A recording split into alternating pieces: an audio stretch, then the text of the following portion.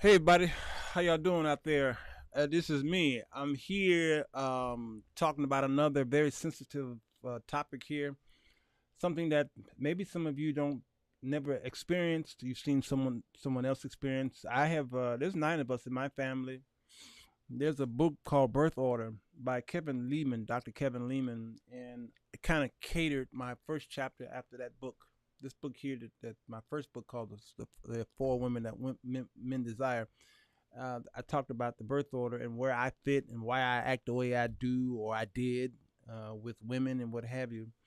And as I was reading that book, I was looking at the the whole aspect of how a child acts based off of not so much his mother or his father, but a lot had to do with his siblings, sibling rivalry, and you've got those who feel that they're better than the other. Sometimes the younger feels left out, or the older feels left out because the new babies came on the scene. I had that problem when my brother Dwayne was born. He was born 4 or 5 years after me, so I knew how it felt to be a baby for a long time. And then this kid shows up, and now I feel like, okay, my parents are taking their time. All these things can happen, and when they do happen, it can cause a rift between siblings. All right. But then what happens is I started to fall in love with that little boy. He became my best friend. And so if someone tried to hurt him, it hurted me, and so we protected each other. Today we want to talk about all of those aspects of siblings and then what happens when one dies. How do you cope with that? How do you handle it? Today I have on my show the great Annette Harris. She has written a book that we will be talking about eventually in the show, Surviving a Silenced Heartbeat.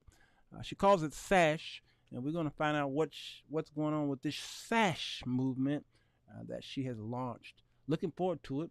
I see y'all in about 60.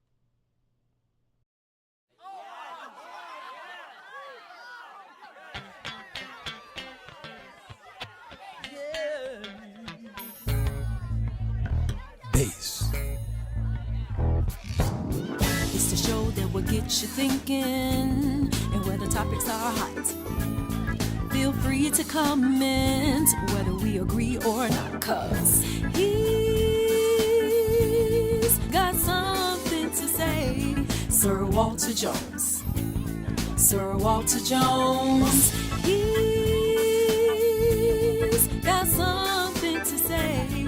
Sirwalterj Jones. Sirwalterj Jones Show.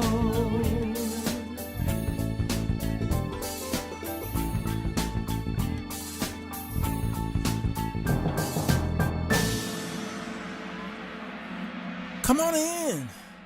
The water's fine.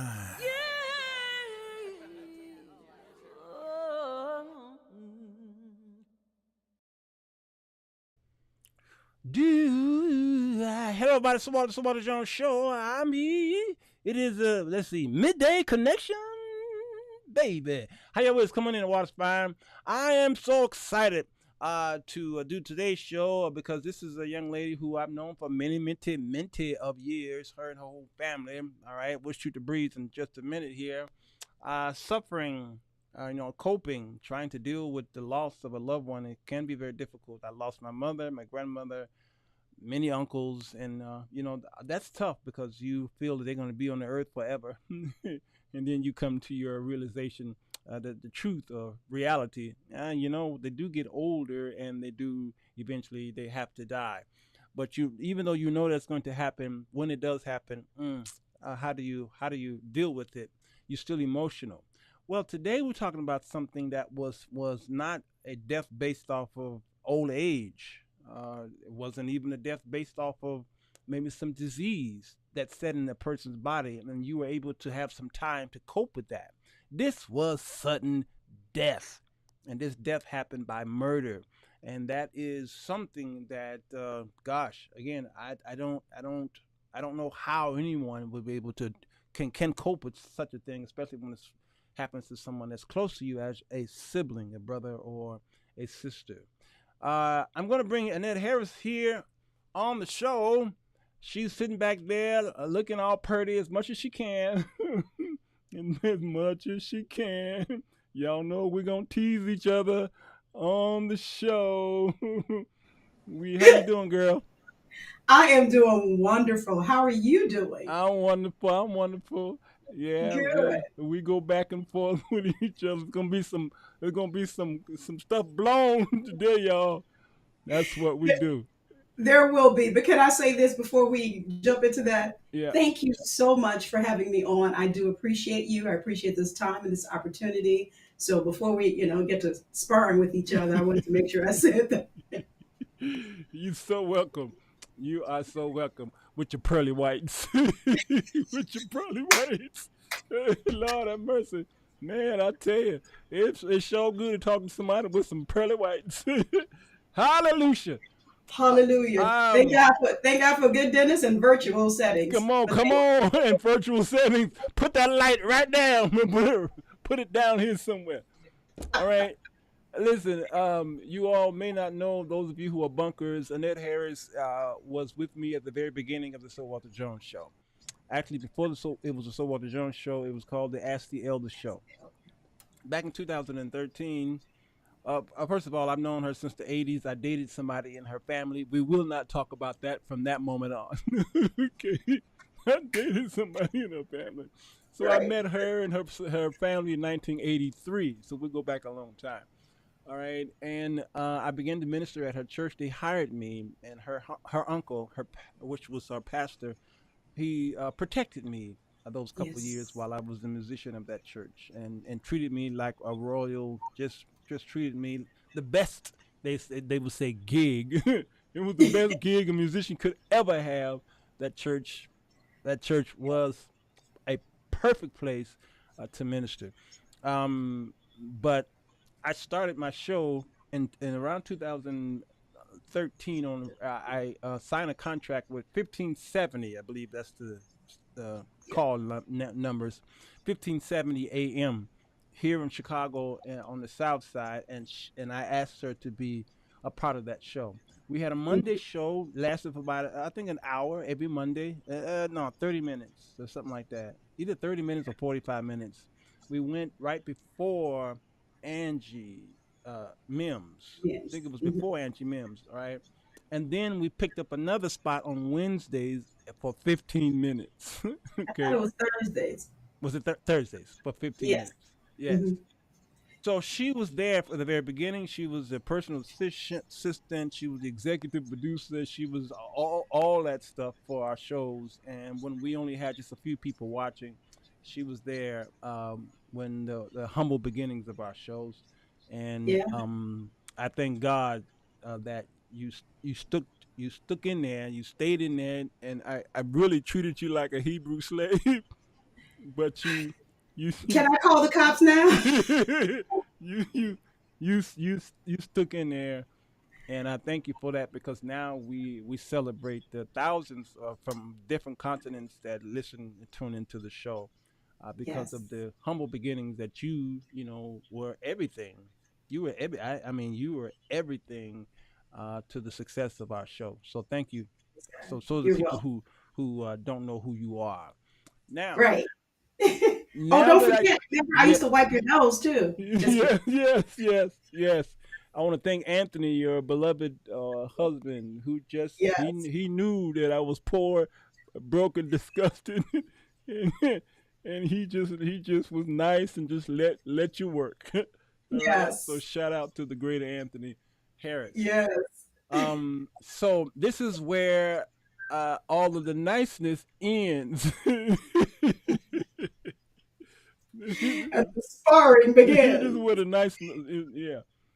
Um, so let's talk about this. Siblings, you have this. It was. It was uh,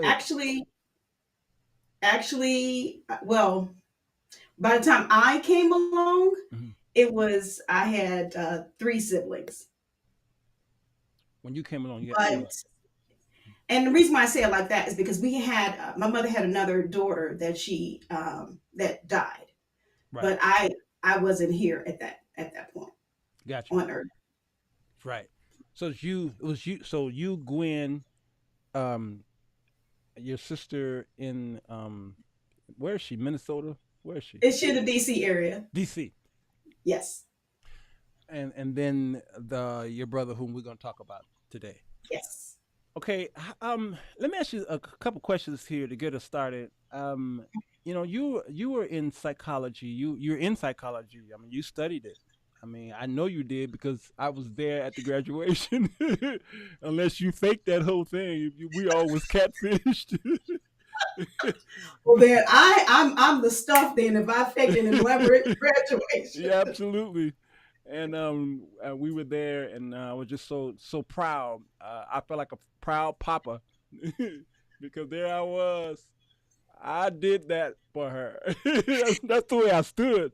I did this for her. No, good and well, I ain't did nothing. All right.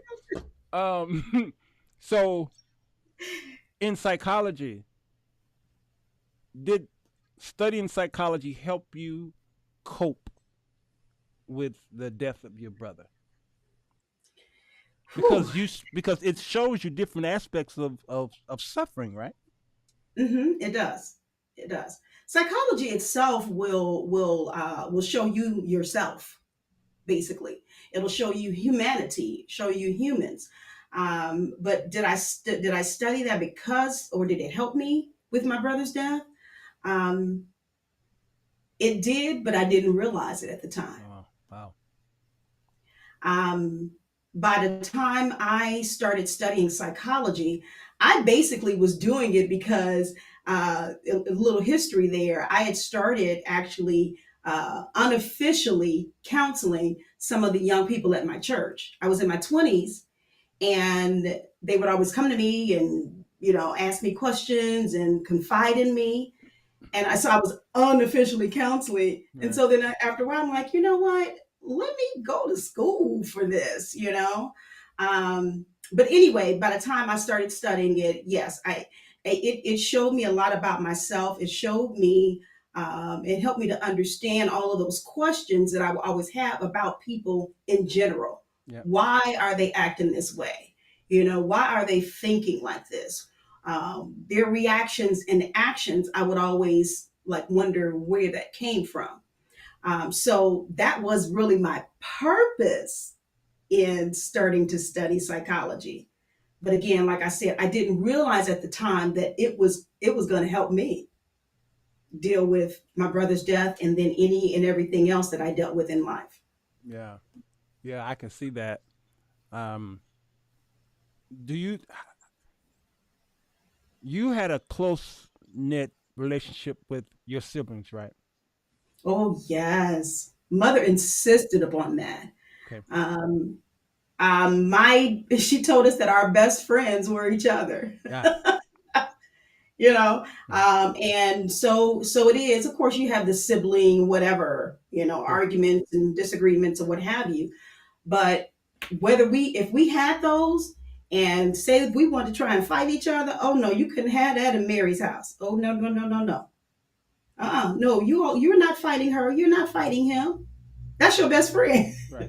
Right. Right. you know so she instilled that within us, and we were so close.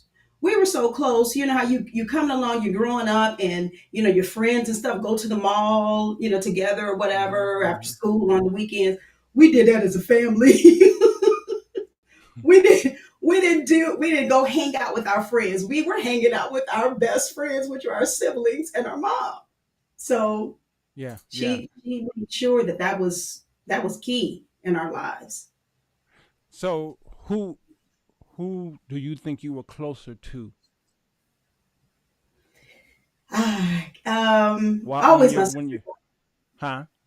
always my sister Gwen. Your sister Gwen. Now I'm Yeah. talking while your brother was still on the earth. hmm Was it your sister Gwen? Well, while my brother was still on Earth, I would probably say, yeah, definitely, because she's closer in age to me. Okay. But there was still that connection with my brother. He was the only boy. Mm. So we still had that, and so each of us would probably say we had that close connection with our brother. You know what I Yeah. mean? But yes, as far as I'm concerned, yeah, definitely going first. I was always trying to follow her and do stuff that she was doing, and then relying on my older brother, to protect me. Um, and then Michi, I always looked at her as like the other mama, Yeah, my oldest absolutely. sister. Yeah. So then here goes the sibling rivalries, the fights. Okay. How did you feel after a fight with your sibling? Horrible. Why?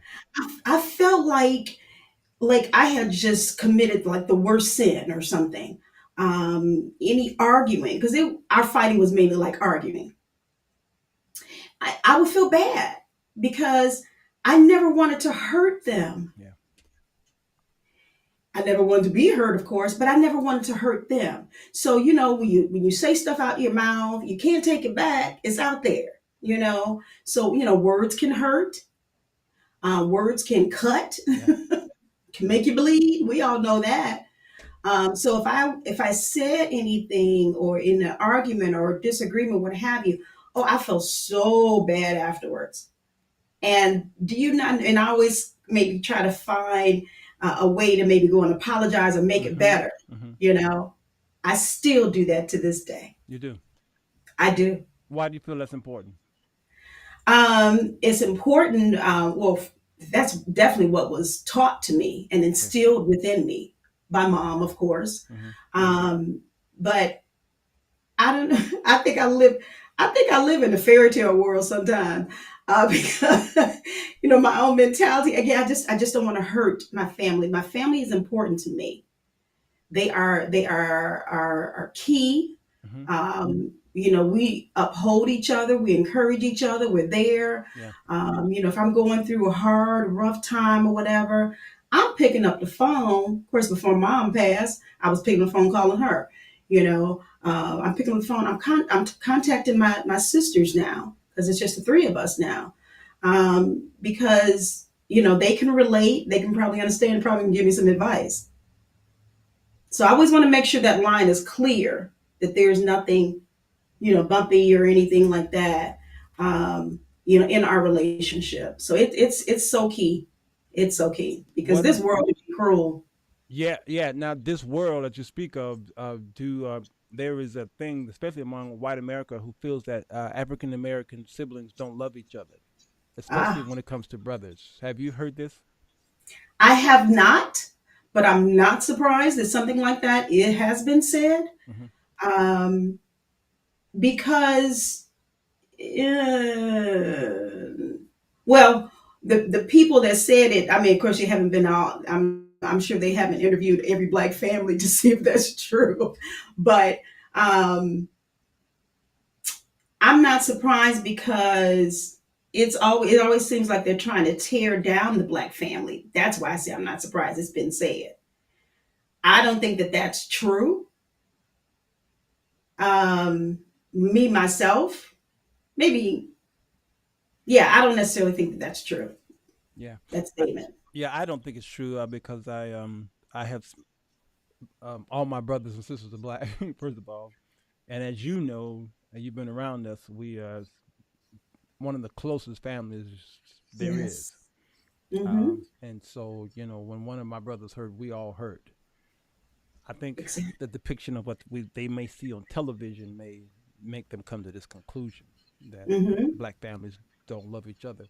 There was a wonderful episode on All in the Family where George Jefferson and his brother was standing in Archie Bunker's house, and it was George was getting ready to move, or it might have been his birthday. I can't remember. And the both of them were in the house, and they was fighting going on, and then towards the end of this episode, they made a toast to each other and they hugged each other.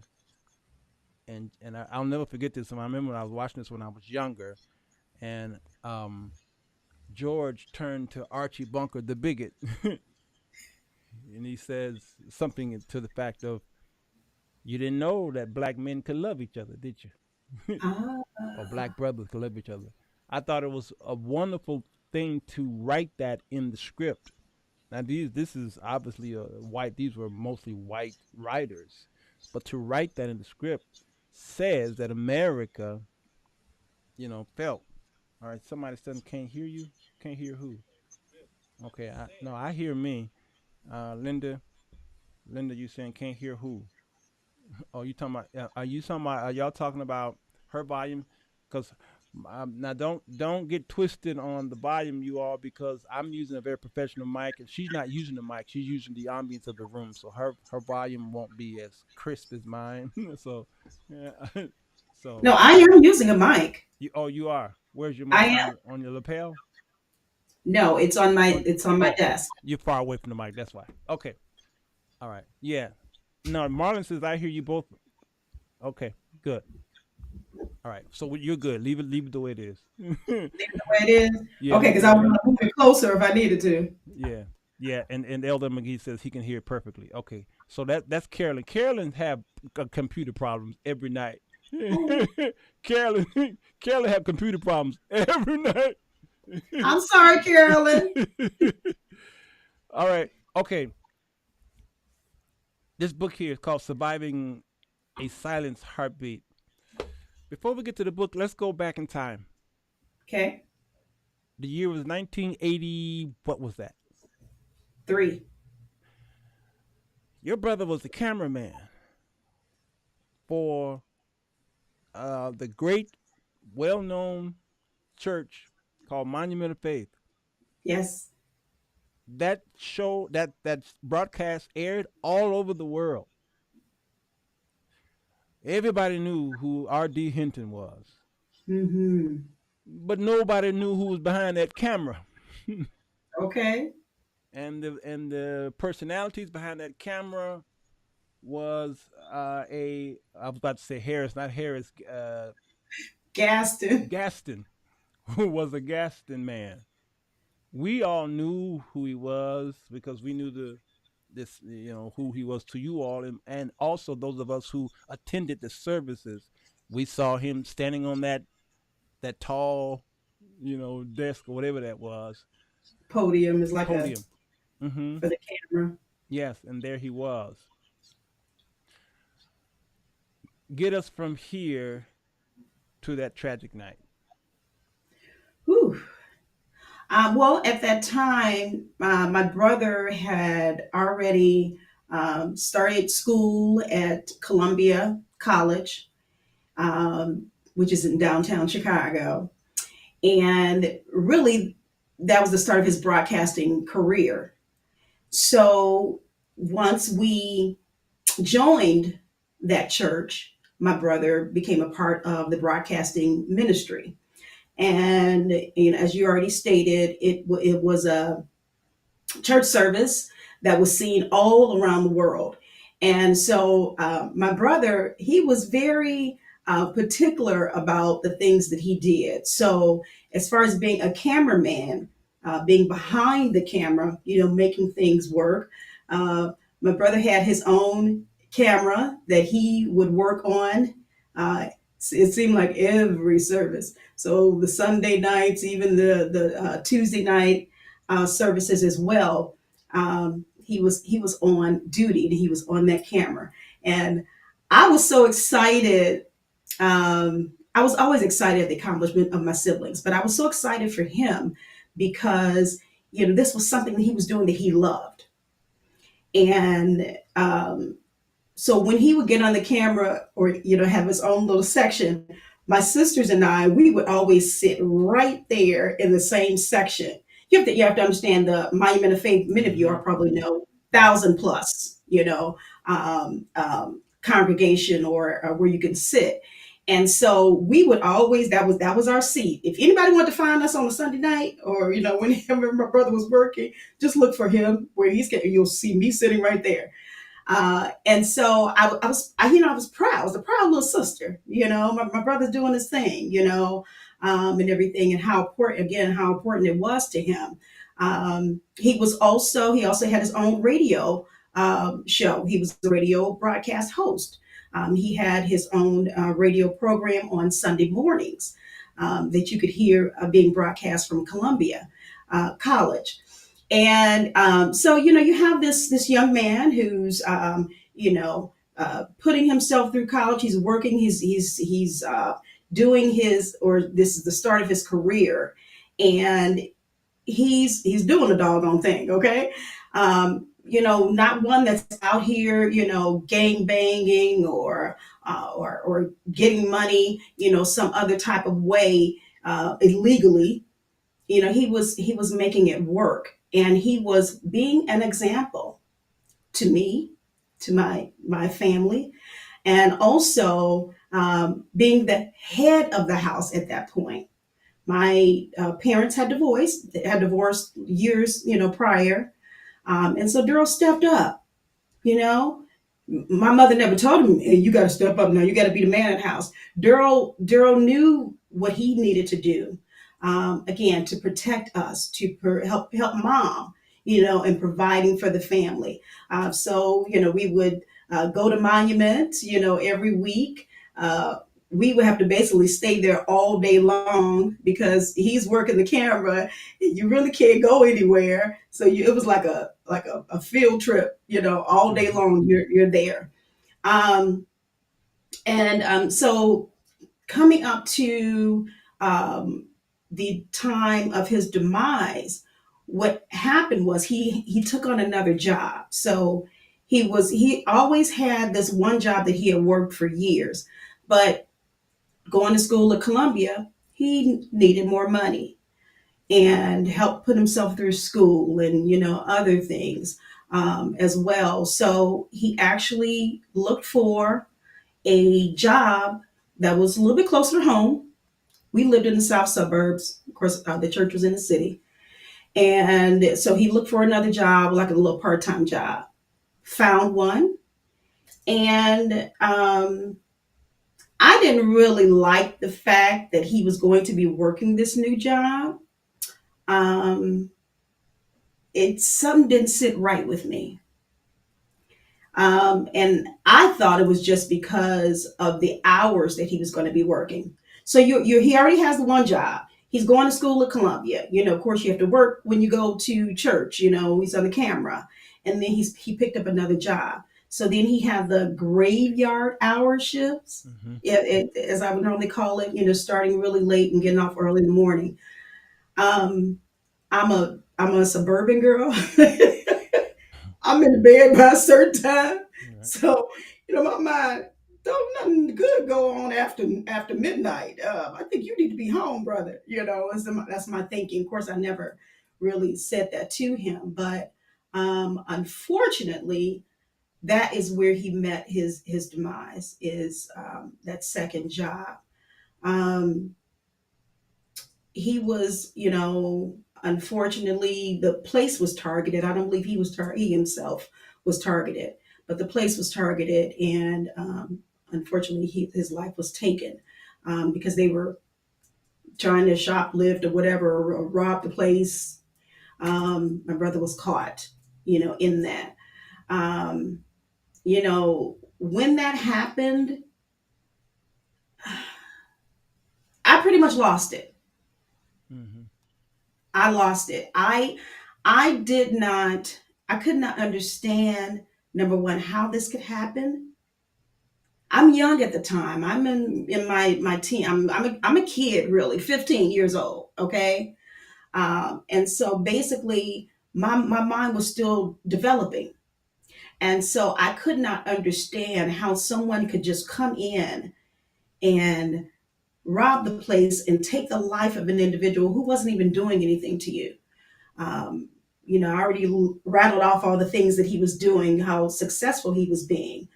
And so for someone to come in and really murder you, I couldn't grasp that. My mind couldn't grasp it. This was my only brother, and I it was so rough for me. I literally, I told someone this, and I've said it a number of times, that I went through a period of paranoia, depression. I went through all the stages of grief, probably from start to finish, and then back up again, and skipped some stages and went back. I went through, but I didn't trust people. If you did not have the same blood that I had running in my veins, same family, blood running in your veins, I did not trust you. Mhm. And it was hard for me, and I really suppressed a lot.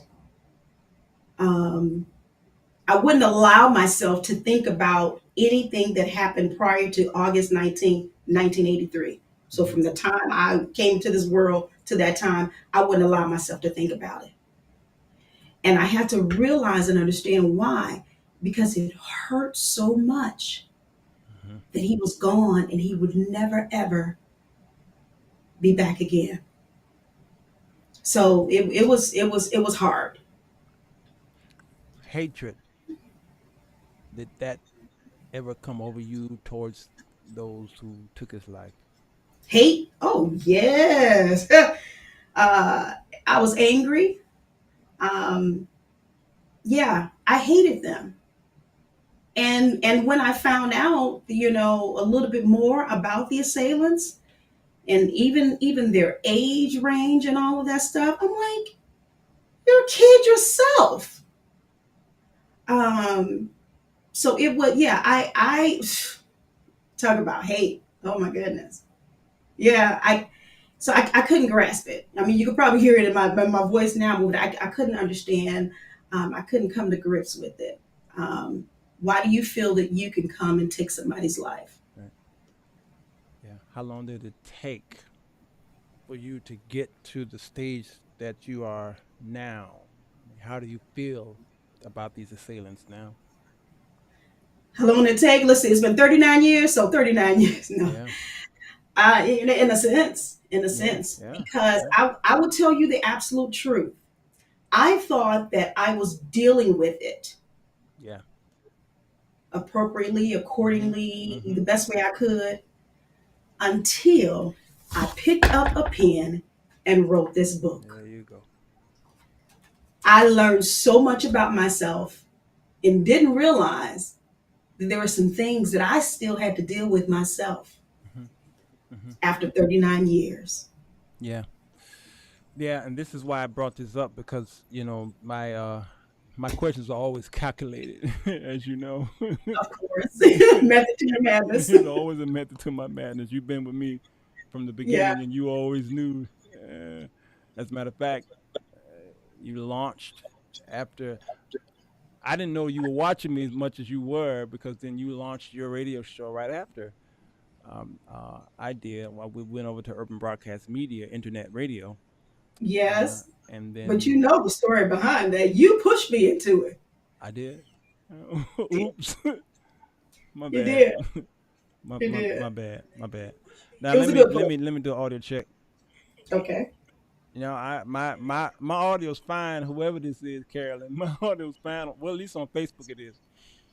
Um, so I wanted to get to people grieve differently. This is the reason why I'm Hmm. asking these types of questions. People grieve differently. I asked you how are you feeling right now and how long did it take so that I can see if the listening audience could come to this understanding that everybody don't grieve the same way. Hmm. Hmm. Hmm. Hmm. Yeah. Um, Go ahead. you want me to address that? Yes. Yes. Okay. I totally agree that everybody grieves differently. Hmm. I cannot.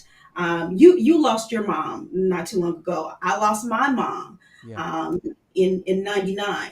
You and I did not go through the same way. No, we didn't. We haven't grieved the same way, and we will not, because we're different people. God did not make one type of person. Okay. And so the way I handle things and look at things is going to be totally different than anyone else. And guess what? That's okay.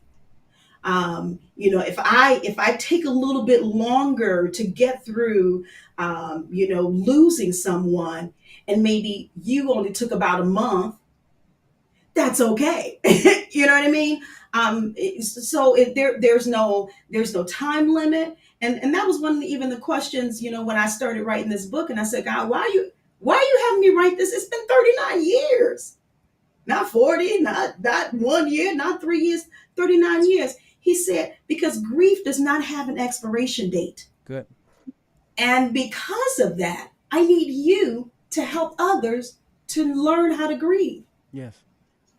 to learn how to deal with it. Yes.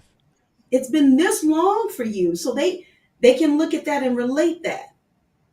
And then we all know, past almost 3 years, all the deaths that we've experienced, this country, this world, with COVID or what have you. So many are going through, and so many have lost loved ones.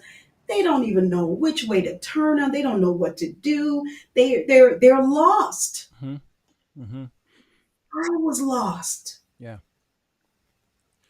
That thing broke me up so bad. Mm-hmm. I was lost, and I could not see my way. Yeah. And you think it has something to do with your maturity level as well? Does maturity have anything to do with how a person grieves? Um, I would say that would probably be a yes. For you Um, or in general? in general, in general, um, it actually can go on both ends. Actually, That would be my um, answer. Would go on both ends. yeah, yeah, And I say that because when my mother finally took her last breath, you know, my nobody sees me cry. I just don't cry. no, you don't. I don't cry for nothing. I cry Hmm. inside.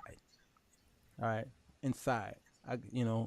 I've cried openly, but no one's ever. Well, two women in my entire life seen me cry. Okay, so my mother died. I'm gonna be the strong guy. You were at the funeral.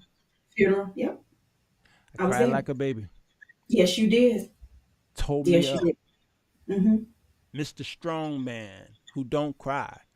Yeah, I weep like my grandson, you know, yeah, who needed a bottle. right. And You showed your humanity, though. yeah, I did. I tried to fight it, and the more I fought it, the more it said, "No, you better let this out." And I realized that that wasn't just a moment; that was a whole lot that was balled up that Yep. I kept suppressing because I saw my mother day after day in that state of death. Hmm. She just looked like death way before she died. Yes. You just saw her shrinking to bones. Now your mother passed as well, so you know what I'm talking about. You Hmm. seeing Hmm. her shrinking, and it's like I don't I'm good, I'm good, and then that Yeah. last breath, I'm still good. That Saturday, I mean that Friday when we had a little that party for her, that um, service for her, I was good then. Wasn't Yeah. until the funeral that the next day, all right. Yeah. All that seeing my mother. So this is the reason why I'm asking that question about grieving. Is it a maturity thing, or is it something that is it to each its own? How do we determine how a person's gonna grieve? Whew. You are not going to determine Right. that. Yeah. And also, just to throw in there, no one can tell you how long you should grieve. That's right. I don't believe in all of that saying, oh, only 30 days. After that, you should be good. Mm-hmm. Huh? Really? Because after 30 days, sometimes all those memories start flooding in, Mm-hmm. and Mm-hmm. Mm-hmm. you want to pick up the phone and you want to call that one, and you realize you can't call them. You want to do some of the things you used to do, maybe go out on vacation and do, different things like that. But you can't do it now. Mm-hmm. You mean to tell me that I have to grieve and get over all that within 30 days? Oh no, baby. Yeah. There are still some times, even now, I wish I could show my brother even some of the things that I'm doing now. Wondering how he would probably, I know he'd be behind me, pushing me, encouraging me, and still there protecting me. I Mm-hmm. know he would. So you can't relegate and just say that it should only be a certain amount of time. Now, I will say this. It may sound like I'm talking on both sides of my neck. We don't need people to sit and just dwell in grief and just sit there and not do anything. Right. Okay. there's something that you can do to get that help. Even during your grieving and bereavement time, however long that is for you. Mm-hmm. um, there's something that you can do to help you to get through it. um, Yeah, I so agree. Yeah, there are things that you can do. That's why, like, and Abigail says that maturity has nothing to do with it, and that's why we both said it's on both sides. I agree with her statement, but here's my point of saying, asking the question about maturity. My maturity calls me to not let y'all see me grieve. You mm, understand? So when I would grieve, you wouldn't know it. right. You wouldn't know it. My maturity said never let them see you sweat. Because I'm in media, I'm a public figure. You just don't let people see your mistakes and what have you. You always gotta, everything is not, I dress the way everything I do is based off of my media upbringing and training. Right. But when the cameras are shut off Yeah.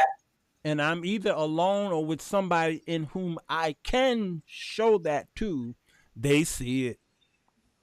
And guess what? That's your other level of maturity. Yeah, yeah, yeah. Meaning you're not going to suppress it Mhm. and not allow it to Mhm. be, Mhm. outwardly expressed or what have you. Mhm. So that's Mhm. another level of maturity. Yeah, yeah. Sure is. Sure is. And so I'm not saying everybody need to show everybody that they're grieving. Absolutely not. But like Elder McGee says, the scripture says there is a time to Yes. grieve. And they we have public grievings, and the scriptures, they even paid people to grieve. They were mourners. They were paid Yeah. mourners. All right, that is Right. that custom. All right, and so when we go to funerals, we all grieve and we show our sadness at funerals. And then what you all do at the funerals is say, "All right, y'all, this is a celebration. Stop crying, blah blah blah." Well, I got mixed emotions about that because we get it. She or We he get may be going to heaven, so we should celebrate. But then there is a time to mourn. Thank you. So let us mourn, since y'all call this a funeral. Let's funeralize and mourn. It's okay. Let it out, because if you don't let it out, then it could manifest itself in other ways that you may not want it to. Yeah, I'm glad you said that. Can I throw this in here as Please well? do. Because you actually mentioned about showing your grief, or allowing it to be released. I think that is so important. I will never forget that after my brother died, there was a young lady that was attending the same church, Monument of Faith, and I can remember this as vivid as it was, as if it was yesterday. We were standing on the front porch of the front steps of the church, and she told us, whenever you need to cry, if you need to scream, whatever you need to do to let it out, to release it, Mm-hmm. she said, Mm-hmm. do it. Mm-hmm. She said, because if you don't, it could manifest in other ways. You could become sick. And I think her issue was because she had lost so many siblings, as a matter of fact, at that time. And she said she suppressed so much, she didn't release it. Yeah. And so many things, Yep. sicknesses and illnesses came upon Mm-hmm. her, Mm-hmm. uh, as a result. So that was her advice, and I'll never forget that. I'll Yeah. never forget it. Although I didn't really take her advice at that time because I suppressed a whole lot. Yep. Yep. I really did. It was just because it again, it just hurt me so much. Mm-hmm. And my sisters would often tease me years later, or actually we came to the realization whenever they were asked me, "Hey, do you remember this such and such, or you remember this situation? Remember this person?" I'm like, "No." Do you remember this? Do you remember that? No. And then it hit me one day. And so I started asking, I said, wait a minute, at what point are you asking me this? I said, when did all this happen? And I realized those things happened before August 19, 1983. Yep. Yep. My mind did that, and I Mm-hmm. didn't realize that it did. Mm-hmm. Yep. Exactly. The trauma that happens to us uh, does a whole lot of damage inside of us when we don't know what to do with it. This is why Yeah. counseling is so important. I'm glad you went into that field, because Yes. because you're right. There are things that I don't remember, and I suppressed a lot of these things and forgot them. So Yeah. my brothers and I will be talking amongst each other, and they'd be talking. They'll be saying, "Hey, remember so and so from the high school? Or remember when he did this, did that?" And I was there, obviously, because they are telling me I was there. Yeah. I shook his hand, I slapped him on the face, and I'll be like, I don't remember any of that. I didn't realize that I had a traumatic experience, Uh-huh. and I put that somewhere in the back of my cranium, brainium. Okay, I put it back there, locked it up, and turned my face to it.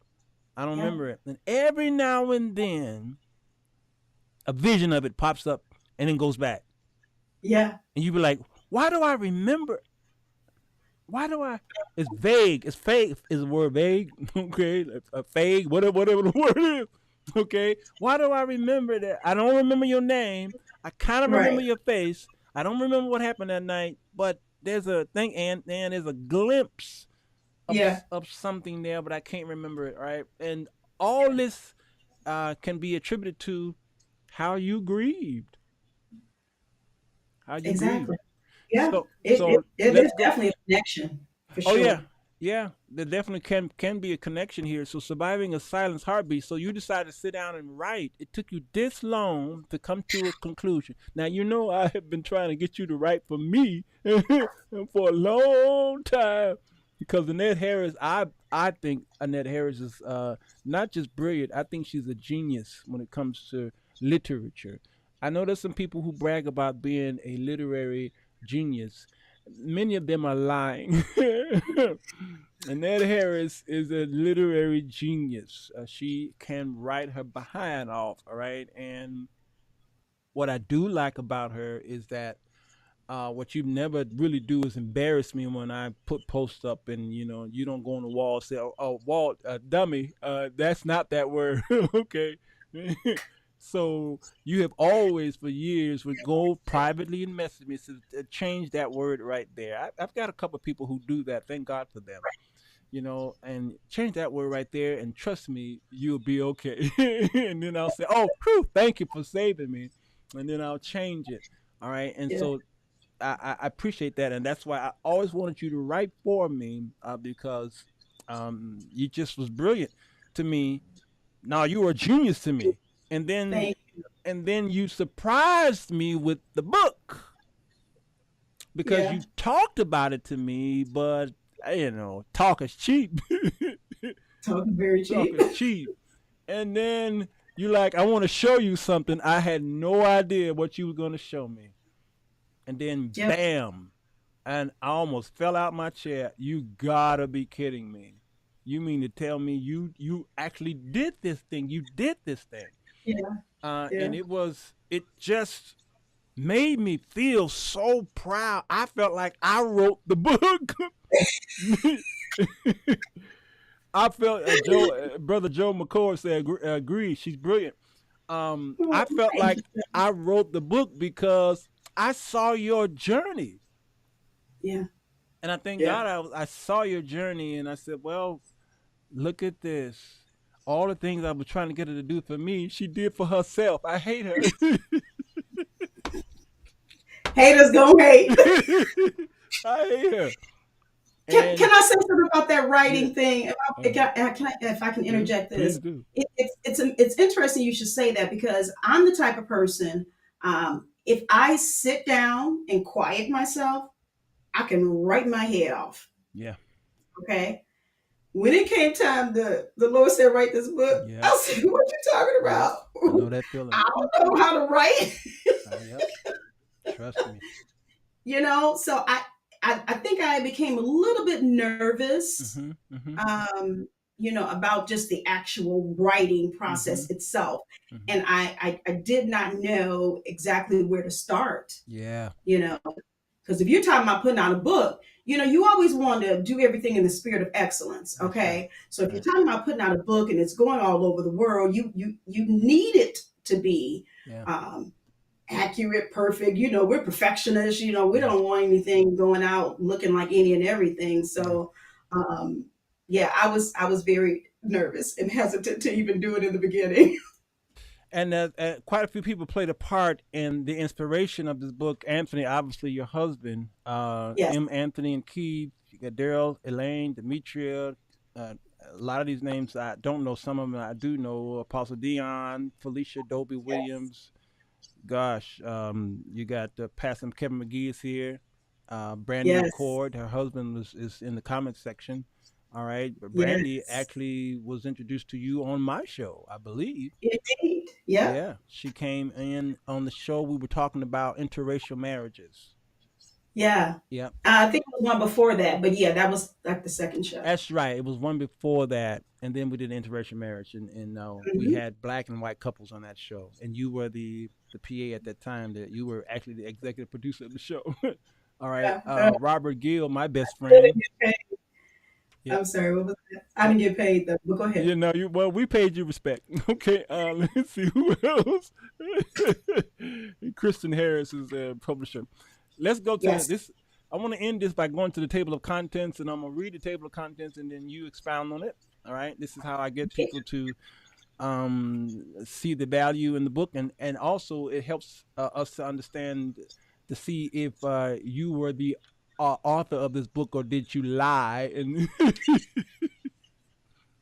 Can't so nobody lie about that experience. But go when ahead. people no I mean writing the book when people come and when I have interviews and people I'm promoting their books, I go to the table of contents and ask them questions about the table of contents, and if they can't really answer it, you lied, you didn't write this book. How to help this man? You lied. Okay, all right, here we go, here's your test. Why are you this way? There's 100 books here. I'm sorry, 100 pages here, y'all. It's a very small book, so you can read it in a day. All right, Yeah. and it's 7 chapters here. Y'all know how I love seven. All right, because there's seven all through my books. All my books got a seven theme, and I love what you did here. That's why I like the book, because Yeah. you listen. You listen. You're a good student. I I told listen y'all to you. this Go this ahead. what we do. All right, number one, in the beginning was a heartbeat. Brilliant. Love that. Love it, love it, Mhm. love it. Tell me, right quick. You can't be long on these chapters now. Tell me about that one. In the beginning was a heartbeat. I needed to introduce my readers to me Mm-hmm. and to the purpose of this book. Mm. So I needed them to see you just met me, so I need you to go back and understand what I dealt with when I was coming along. Love it. Chapter 2, the development of the heartbeat. Mm. The development basically just takes it furthers, of course, the first chapter, showing you how close we've already talked about how close knit my family was is. So that's basically the purpose of that chapter, to show the close knitness of my family. I think I just made up a word, but yeah, that's what that was the purpose of it. All right. Now, chapter 3, the heartbeat goes silent. Mm, mm. Yeah, that heartbeat that in that close knit family, it it went silent. There was no Yeah. more Yeah. noise from it, if you will. Mm. Mm. Chapter 4, minus one heartbeat. Yeah. Now you have to understand when you lose a loved one that this is your new reality. So Ah, you're minus that heartbeat new now. reality. How Yeah. do, how do you deal with this new reality? Yeah. Yeah. That's good. Chapter 5, forgiving a misguided heart. Woo, that right there hit me in the heart. Let me say that again. Forgiving a misguided heartbeat. Help us out with that. Uh, you asked earlier about was I angry? Yeah. Was I upset Mm-hmm. with the assailants? Yes, I was. Mm-hmm. But then God had to speak to me and how to deal with that. Because you and I both know, and many of you are listening, when you're holding something in your heart, that unforgiveness, Mm-hmm. ooh wee. Yeah. Yeah. That unforgiveness Get will the hit you. book so you can understand what I'm Get the talking book. about. All right. Chapter 6, dealing with grief. Dealing with grief. This chapter was birthed because I did not have this. I did not have how to deal with grief while I was actually going through it. That was the first death that I experienced. Yeah. I didn't have it. So Yeah. I'm giving it to you, Mm. the reader. Last one, chapter 7. This is what made you a genius. Okay, from chapter 1 to chapter 7. Chapter 7 says, "I hear a heartbeat." Help Yeah. us out. I hear a heartbeat. You're still here. If you are listening to me, if you've lost a loved one, if you've dealt with any form of grief, whether it is a divorce or breakup of a relationship, you are still alive. You are still here on earth. And then that means to me that you can survive. Let me tell you, I like stories. I like when stories make sense. Even when we're watching one of the, as much as you may not like his content or his language, Chappelle, what's his name? Ch- Dave Chappelle? yeah, Dave Chappelle Yeah, is genius. one of the greatest comedians ever. The reason why he is one of the greatest comedians ever is how you wrote this book. It's Mm, it's called The Callback. okay. When he starts off his bit, he brings up a point. Don't care if you like it or not, but he brings up a subject matter. All right. And then he may not revisit that subject matter for a whole hour. And Okay, okay. he'll tiptoe around it, but he'll bring up a point that makes no sense. Why did the chicken cross the road? All right.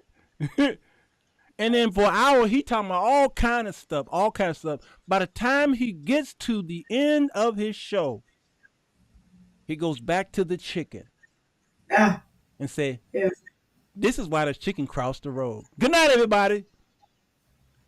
there you go. I mean, complete brilliance there. And a lot of times when I'm doing my show, people can get bored because I go back to the history of the title. Here's the title. Now, spend an Right, hour and a half or 2 hours with me. We're gonna go back 100 years, okay?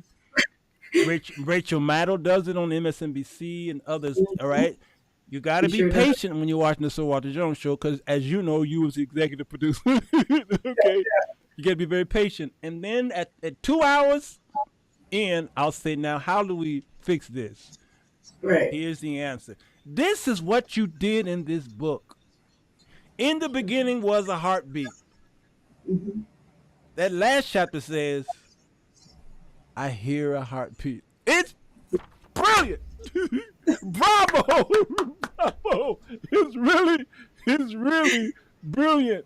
And when I thumbed through it, I said, "Let me see what this chick, what she write about." I was looking for order. I always look for order when I read books, and I said, "Oh my goodness, yes, this is some good order, which makes me want to read it."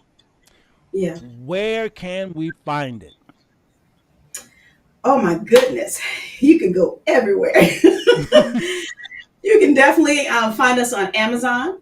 We're on Barnes and Noble, Books a Million, Walmart, and also my book's website at www.gcianet.com. Good stuff. And the clock keeper put her link in the comment sections on both of the Facebook pages for those of you who are bunkers. You also just type in her name. If you don't even remember the name of the book, just type in Annette Harris in the search bar on either Google or Amazon.com, and you already see what the book looked like. And so then you're good. Just type her name in there, and there it is. Please support her because without Annette Harris, I don't know how far we would have gotten in life on the Sir Walter Jones show. So you bunkers, I want all of you, if you can, please go there and purchase her books and share this with anybody in your circle who has lost a loved one. Um, Yes. the Let's go into some of the comments that I did save through the show. I see a few of you here: Jeannie Washington, Patricia Vincent, Iconic Moves, TJ, Marsha Macy, Eleanor Collins, Beatrice Carter. Many of them made some great points on how they lost loved ones. Jeannie says, "I just lost my sister at the age of 66." All right, it Ooh. is a pill that I can't swallow. She was speaking to Ann Brown about that. We called each other Mhm. every day. She was my best friend. All right. Mm. Yeah. Patricia says my brother just passed last month, and it was really hard. He didn't have anything in order, so to uh, uh he had to all help out. Well, I know what you mean by that. And never saw one of my younger brothers cry. The pain was deep. Patricia. Yeah. Iconic Move says, I am having a hard time wrapping my mind around the fact that she may not be here. It makes me sick to my stomach. I think someone passed, and I'm probably missed that particular comment from him. TJ says, my oldest and only sister passed abruptly in 2018. Mm. April Echo says, when you have siblings who have different personalities, it is challenging. She says, ask me how I know. My mom passed away 7 years ago. My prayer is still for healing. Okay, Mm. Iconic Move this says my sister, all right, has been battling stage 4 cancer for over 4 years now, and I'm grateful to God for keeping her this long. I know she is tired, and understandably so. Marcia says, Mhm. Marcia, I questioned God and I didn't understand why He allowed it to happen. Did you do that, Annette? Did you question God? Yes. Yeah, yeah, A resounding yes. yeah. Why? Mm-hmm. And I also wonder what could I have done to prevent it? Mm-hmm. Wow, Me, little wow. me. Yep, yep. That is that part of the grieving process. Um, Bargaining. Hmm. Bargaining. Mm-hmm. She says I almost had a nervous breakdown and was unable to function. Eventually, I had to accept God's will. Uh, Yeah. Ellen, you did you come to that conclusion that you had to accept God's will, Annette? Me. Mm-hmm. Yes, yes, yes, I did. And I didn't realize, just to add another point, what someone else just said, Mm-hmm. I didn't realize that my family, they were really concerned about me, Okay. about my mental state. I Wow. didn't know that. Guess Wow. when I found out? Well, When the book came when the out. book came out. Wow. Yeah. See, that's how much I didn't realize how I was handling it Mm-hmm. so horribly, I guess. Mm-hmm. That depression, it had me. That PTSD, it had me Yeah. Yeah. horrible. Wow. Prayers for Patricia Benson and Pastor St. Saint Nick. I understand I had two brothers that passed, and my father. All three, their birthdays are in this month. Eleanor Oh, Collins. Deatra yeah. says, "This is so true. We are grieved differently. We grieve differently. All grieve. I am just now grieving the death of a father that I never knew. Mm, Now that I am in my 50s, I didn't realize I didn't. She says, I realized I needed to grieve him because he right, passed away when I was just a baby. baby. All these stories here, Annette Harris, many people from around the world can identify with your pain, all right, of losing a sibling, and it's very difficult. I'm praying that this book will help others, challenge them to seek some help in counseling if possible. Yes, If you can, talk to someone that you trust and don't let it set in because I do believe that other dysfunctions and bodily functions and diseases can set in too when you hold that grief in. Some people can't, bodies can't handle that kind of pressure from uh, uh, grief. hmm, Grief can feel like trauma, and yes, abuse. It can feel like that, when you're hmm, grieving something that wasn't a physiological attack towards you, but it was a heart attack in a sense. You know what I right, mean? It was a heart yeah. attack, and I just gave you chapter 8, a heart. Right, Attack. right, You see, that's this is what we do. All right. right. So I'm But you know, expecting. this is a movement though, because Yeah. so many, and your viewers just kind of gave witness to it. So many are Hmm. still dealing with grief. This is a movement to help people deal with grief. Mm-hmm. So that's why SASH is not just a book, it's a movement. Yep. Come on. You better go for it. The bunkers know about movements. They know about the movement. They know. Yeah, they know about movements. All right. Listen, you got any Thank parting you, Amber, words? for putting up the link. Oh yeah, yeah, yeah. The clock keeper, boy, I tell you, she the clock keeper took your place. She did what? She took your place. The clock keeper took your place. Make sure you get paid, Amber. Well, we still working on the payment plans.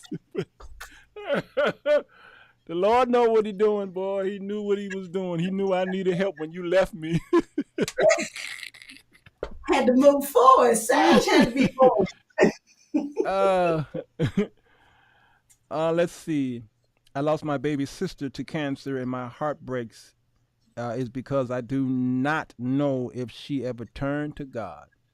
Oh, Ain't that mm, something? that is something. That That was is Candy something. Ross Rose. That's deep. That is very deep. That's very deep.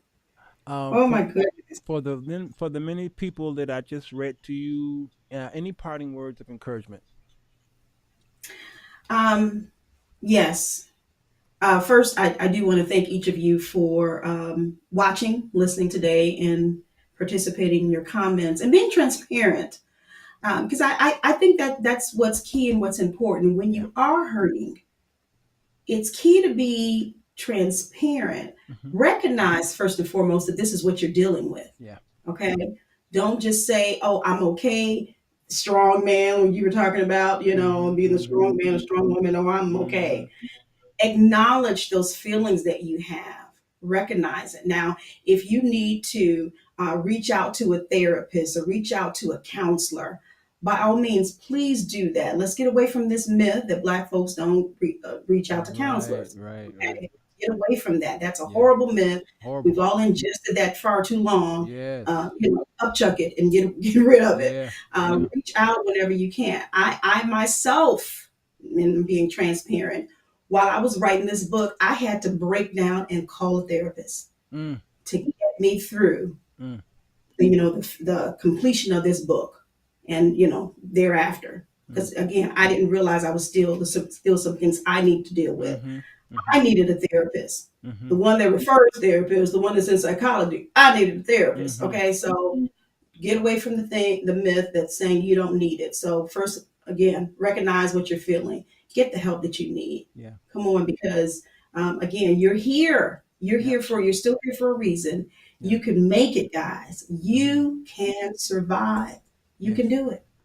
You can. You can make it. You can survive. And that's that's the best words that I that we could have ended on. I could not have done any better.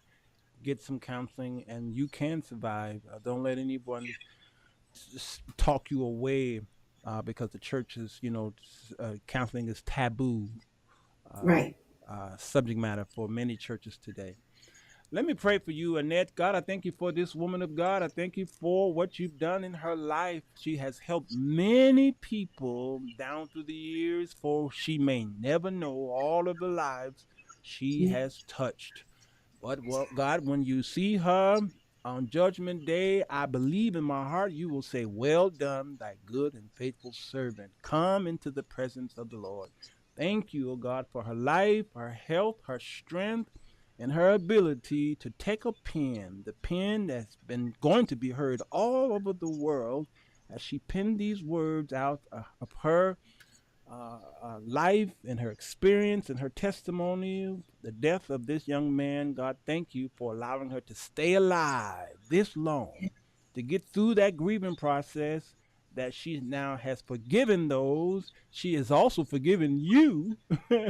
And she has turned this energy to God. You did this. You allowed Yeah.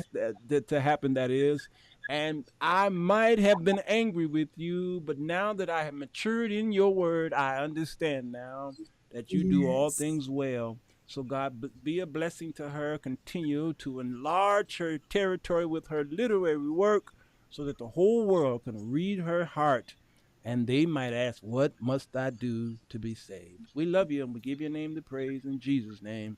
Amen and amen. Amen. Thank you, All young right. lady. I appreciate Thank you. you. You welcome. Y'all, if you're on YouTube, please subscribe to the channel and hit the like button. When you do this, you share this show right here, this story of Annette Harris, all over the world. So, right. So when you subscribe and hit the like button, this particular show today will be shared to people who don't know how to grieve, and they'll see and hear her story, go to Amazon or wherever the book is sold, buy the book, and their lives can be changed. All right. So just share the show. Those of you on YouTube, on Facebook, share this show. Let the world know that Annette Harris is on the air. Mind, body, and soul with Annette. All right. I Yes. would play my piano, but I'm not gonna do that right now. The singer of the Annette Harris theme is here in the comment Yeah. section. Sister I think I Demetrius saw it. Hunt is here, Yes. and Hey, Keisha. she also co-wrote my theme song as well. So Kamitra, Yes. and she also is the voice on my brother Rodney Jones's theme song. Yeah. Okay. Oh yeah. So Kamitra, Kamitra is She the making theme her song rounds on. She can make She a the theme killing. song lady. Man, listen, she can make a killing writing theme songs for YouTube and Facebook. She can make. Oh, but wait a minute. Kamisha, didn't you start with me? Was I the first one? Yeah, yeah, No, let me. yeah. We're not gonna go there because I know some folk who started with me and they Okay, ended. be nice. They got Be nice. caught. Be nice. Listen. Wait, Listen. you know what I'm going to say, right? There's some people who started with me, but they got caught in a what, y'all? Put it in the comments. Yeah, they get caught in that. They got caught in a net. All right. Hey, you know what? Holiday season is coming up. Yeah. So this will be a great book, a great gift. Buy one, get one free. Good stuff. Reach out to me. Reach out to me to see how you Awesome. can make that happen. But ooh, buy one, get one free. Good stuff. All right. Uh, can you leave now? Can you leave now? I would love to leave. Take care, young lady. All right. Thank you again so much. I appreciate you. You're welcome. Love you. Love you. Bye. At the great Annette Harris. Hey man, now y'all know the history behind how she helped the Sirwalterj Jones thrive. Now the audio may sound a little different right now. It just dawned on me why some of you were struggling with my audio or maybe hers. When you do an interview on this software, it changes the audio on especially on my end. Carolyn Hardy and a couple others of you were saying that you could hardly hear me. It's because I had it on interview mode. And interview mode does the same thing that Facebook Live interview does as well. When you're talking on Facebook Live by yourself, you're fine until you bring someone else in the room and then the audio changes. All right. That's what happened with this one here. All right. And if it just sounded different and it wasn't, yes, Abigail, there you go. My audio was low. It's because of the interview. Because notice when you all are listening to the Sirwalterj Jones show, my audio was always fine. All right. I didn't set any audios from my show. It stays the same. It wasn't until she came on. So that's a glitch in the system when it comes down to interviews. Now we know. And the Lord had to remind me while we were on the air. I sounded fine on my phone, but on YouTube it might have sounded a little low. That's why we were in interview mode. Now y'all know. All right, y'all. I'm going to go. If you missed last night's Zoom class, your fault. It was a great class. We went about 2 hours. I will be posting that show tonight. All right. Meek says it didn't happen on your end. Yeah, on a couple people ends, it was happening. I will be posting the show, not the teaching, the private teaching on Zoom. I will be posting that tonight on our YouTube and Facebook channels. Okay, Marlon didn't come. Marlon was not. We waited and waited and waited. The bunkers waited. Marlon just didn't show up. They love their little brother Marlon, and Marlon didn't show up last night. They were highly upset. All right, we had a little glitch last night, and we fixed it, and we were able to get you all back on. Okay, and so if you missed it, tune in tonight. I don't remember. I don't know what time I'm going to do it. It's either going to be. I'll probably go live at 7 o'clock. Let's do that. 7 o'clock Central Standard Time. I don't want to do it 9 because the teaching was 2 hours long. That will have you all up very late. So tonight I'm going to re-air it live on here instead of just putting it up on YouTube. I'm going to air it live in real time so you all could join in on all platforms. That's Twitter, both Facebook pages, and YouTube. And you all could, sip some tea with me and watch the replay. We talked about some very deep stuff. All right. Very deep stuff. Bible maps. We talked about how to interpret the scriptures and stuff that was added in the text. It's going to upset some of you. So get ready. All right. Love y'all. Take care of yourselves and one another. Bye-bye now. It's lunchtime. Bye-bye, love. Bye-bye, loneliness. Hello, somethingness. Da-da-da-da-da-da-da. Da-da-da-da-da-da-da. Well, goodbye. Goodbye. Goodbye. Goodbye. Goodbye. Enjoy yourself. Bye. Goodbye.